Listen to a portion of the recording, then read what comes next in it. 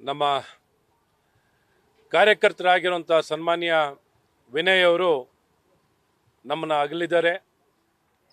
ಅವರ ಒಂದು ಸಾವಿನ ಹಿನ್ನೆಲೆ ನಮಗೆಲ್ಲ ಈಗೆಲ್ಲ ಗೊತ್ತಿದೆ. ಅವರ ಒಂದು ಡೆತ್ ನೋಟಲ್ಲಿ ಭಾಳ ಸ್ಪಷ್ಟವಾಗಿ ತಿಳಿಸಿದ್ದಾರೆ. ಭಾಳ ಸ್ಪಷ್ಟವಾಗಿ ಅವರ ಒಂದು ಸಾವಿಗೆ ಅವರು ಯಾವ ರೀತಿ ಕಿರುಕುಳಗಳನ್ನು ಪ್ರತಿನಿತ್ಯ ಕಳೆದ ಒಂದೂವರೆ ತಿಂಗಳಿಂದ ಪ್ರತಿನಿತ್ಯ ಪ್ರತಿ ಗಳಿಗೆ ಕಿರುಕುಳ ಕೊಡ್ತಾ ಬಂದಿದ್ದಾರೆ. ಅವ್ರು ಮಾಡಿರೋ ತಪ್ಪಾದ್ರೂ ಏನೊಂದು ತಪ್ಪು ಮಾಡಿದ್ದೀನಿ ಅಂತ ನನಗೆ ಈ ಶಿಕ್ಷೆ ಕೊಟ್ರಿ ನೀವು. ಈ ರೀತಿ ಪ್ರತಿನಿತ್ಯ ನನಗೆ ಅವಮಾನವನ್ನು ಮಾಡ್ತಿದ್ದೀರಿ. ಯಾವ ರೀತಿ ಅಧಿಕಾರವನ್ನ ಒಬ್ಬ ಶಾಸಕ ಅವನ ಹಿಂಬಾಲಿಕ ಒಬ್ಬ ಸಾಮಾನ್ಯ ಮನುಷ್ಯ ದುಡ್ದು ಬದುಕ್ತಿದ್ದಾನೆ, ಪರಿಶ್ರಮ ವಹಿಸ್ತಾ ಇದ್ದಾನೆ, ಒಂದು ಹೆಂಡತಿ ಇದ್ದಾಳೆ, ಚಿಕ್ಕ ಮಗು ಇದೆ. ಇವ್ರನ್ನ ಬಿಟ್ಟು ಹೋಗೋದು ಹೇಗೆ? ನಾನು ಒಂದು ಕುಟುಂಬವನ್ನ ಅನ್ನೋದನ್ನ ಅವ್ರು ಬರ್ದಿರೋಂಥ ಒಂದು ಡೆತ್ ನೋಟಲ್ಲಿ ನನ್ನ ಹೆಂಡತಿ ಮಕ್ಕಳಿಗೆ ಯಾರು ಇರ್ತಾರೆ? ಈ ಪರಿಸ್ಥಿತಿಯಲ್ಲಿ ನನಗೆ ಆಗ್ತಿರೋ ಕಿರುಕುಳ ನಾನು ತಡ್ಕೊಳಕ್ಕಾಗ್ತಿಲ್ಲ. ಇವ್ರ ಬದುಕನ್ನು ಹೇಗೆ ಕಟ್ಕೊಳ್ಳೋದು? ಏನನ್ನು ಮಾಡಬೇಕು? ಇಡೀ ನನ್ನ ಕುಟುಂಬ ನನ್ನ ಮೇಲೆ ಆಧಾರಿತವಾಗಿದೆ. ಇವರ ಕಿರುಕುಳ ಸಹಿಸ್ಕೊಳಕ್ಕಾಗದೆ ನಾನು ಇಂಥ ತೀರ್ಮಾನ ತಗೊಳ್ಬೇಕು ಅಂತ ವ್ಯಕ್ತಪಡಿಸಿರುವಂಥದ್ದು ಡೆತ್ ನೋಟನ್ನು ನೀವೆಲ್ಲರೂ ನೋಡಿದ್ದೀವಿ. ಈಗ ಇಂಥ ಸಂದರ್ಭದಲ್ಲೂ ನಾವೇನು ಇವ್ರನ್ನ ಈಗಾಗಲೇ ಜಡ್ಜ್ಮೆಂಟ್ ಕೊಡೋವಂಥದ್ದನ್ನ ಹೇಳ್ತಾ ಇದ್ದೀವ. ಇವತ್ತು ಕೇಳ್ತಿರೋದೇನು? ಭಾಳ ಸ್ಪಷ್ಟವಾಗಿ ಅವರ ಡೆತ್ ನೋಟಿನ ಪ್ರಕಾರ ಎಲ್ಲೇ ಹೋಗಿ ಯಾವುದೇ ಕಾನೂನಲ್ಲಿರಲಿ, ಯಾವುದೇ ಊರಿಗೆ ಹೋಗಿ ರೋಡ್ನಲ್ಲಿ ಹೋಗೋನ್ನು ಕೇಳಿದ್ರು ಡೆತ್ ನೋಟಲ್ಲಿ ಒಂದು ಹೆಸರು ಇದ್ರೆ ಅವ್ರ ಹೆಸರು FIR ನಲ್ಲಿ ಸೇರಿಸ್ಬೇಕಾ ಬೇಕಿಲ್ವಾ ಸರ್? ಮಾಡಲೇಬೇಕು. ಸಾಮಾನ್ಯ ಪ್ರಜ್ಞೆ, ದೊಡ್ಡ ಕಾನೂನು ನಾವೇನು ಕೇಳ್ತಿಲ್ಲ, ಬೇರೆ ನ್ಯಾಯ ಕೇಳ್ತಿಲ್ಲ. FIR ನಲ್ಲಿ ಏನು ಡೆತ್ ನೋಟಲ್ಲಿ ಹೆಸರು ಬರೆದಿದ್ದಾರೆ, ಆ ಹೆಸರು ಬರೆದಿರೋದನ್ನ FIR ನಲ್ಲಿ ಹೆಸರನ್ನು ಸೇರಿಸ್ಬೇಕು. ಅವ್ರ FIR ನಲ್ಲಿ ಅವ್ರ ಹೆಸರು ಬರಬೇಕು.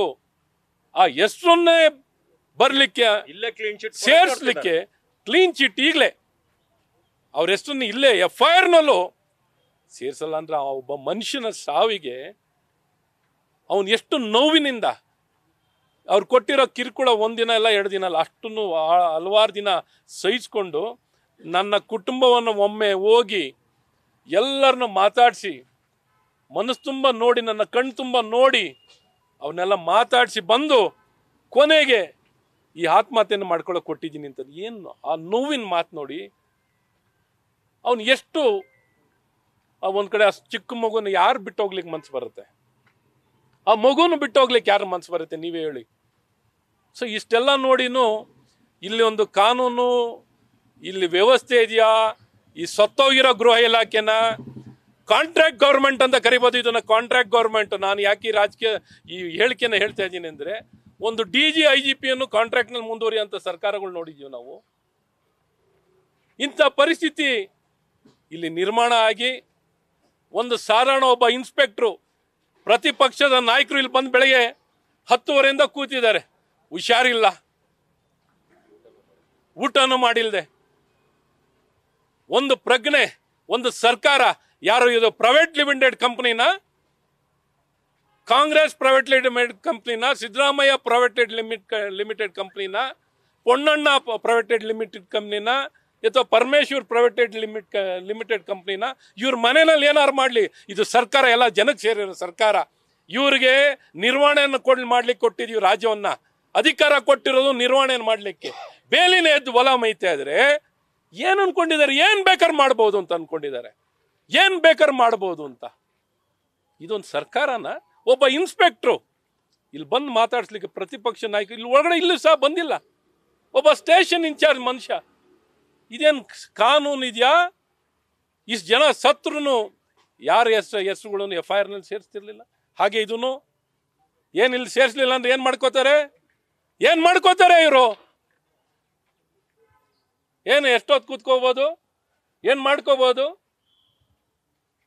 ಅನ್ನೋಂಥ ಮನಸ್ಥಿತಿಯಲ್ಲಿ ಇವತ್ತಿಗೆ ಬಂದಿದ್ರೆ ಏನಿದು? ನಿಜಕ್ಕೂ ನಾವು ಇಡೀ ಕರ್ನಾಟಕದ ಕನ್ನಡಿಗರು ತಲೆ ತೆಗ್ಸೋಂಥ ಪರಿಸ್ಥಿತಿ. FIR ನಲ್ಲಿ ಬರೀ ಹೆಸರು ಸೇರ್ಲಿಕ್ಕೆ ಕಾನೂನು ಪ್ರಕಾರ ಸೇರ್ಬೇಕಾಗಿರೋ ಹೆಸರನ್ನ ಅವ್ರ ಡೆತ್ ನೋಟಲ್ಲಿ ಇಲ್ಲದೆ ನಾವು ಕೇಳ್ತಾ ಇದ್ದೀವ. ಇವತ್ತು ಅವ್ರ ಅಣ್ಣ ಅವ್ರ ಡೆತ್ ನೋಟಲ್ಲಿ ಅವ್ರು ಬರ್ಕೊಟ್ಟಿರೋ ಪ್ರೈವೇಟ್, ನೀವೇನ್ರಿ ಬರ್ಕೊಟ್ಟಿರೋದಲ್ವಾ ಜೀವನ್, ನೀವೇ ಬರ್ಕೊಟ್ಟಿರೋದು, ಕಂಪ್ಲೇಂಟ್ ಬರ್ಕೊಟ್ಟಿರೋರು ಇವರೇ. ಅವ್ರ ಹೆಂಡತಿ ಮಕ್ಳು ಕಥೆ ಏನಾಗಬೇಕು, ಇವರೇನು ಸುಖದಲ್ಲಿ ಎಲ್ಲ ಅಧಿಕಾರ ಪಡ್ಕೊಂಡು ದುರ್ಬಳಕೆ ಮಾಡ್ಕೊಂಡು ಕೂತ್ಕೋಬೇಕು ಅಂತಿದ್ದಾರೆ. ದಯವಿಟ್ಟು ನಿಮಗೇನಾರು ಆತ್ಮಸಾಕ್ಷಿ ಅಂತ ಏನಾರು ಇದ್ದರೆ, ಒಂದು ನೈತಿಕತೆ ಅಂತ, ಒಬ್ಬ ಮನುಷ್ಯ ಸಾಮಾನ್ಯ ಮನುಷ್ಯ ಇವತ್ತು ತನ್ನ ನೋವಿನಲ್ಲಿ ಇಡೀ ಕುಟುಂಬವನ್ನು ಬಿಟ್ಟು ಆತ್ಮಹತ್ಯೆಯನ್ನು ಮಾಡ್ಕೊಂಡಿದ್ದಾರೆ. ನಾವು ಕೇಳ್ತಿರೋದು ಅವರ ಡೆತ್ ನೋಟಲ್ಲಿ ಬರೆದಿರೋಂಥ ಹೆಸರುಗಳನ್ನ ಈ ಕೂಡಲೇ FIRನಲ್ಲಿ ಹೆಸರುಗಳನ್ನ ಸೇರಿಸ್ಬೇಕು.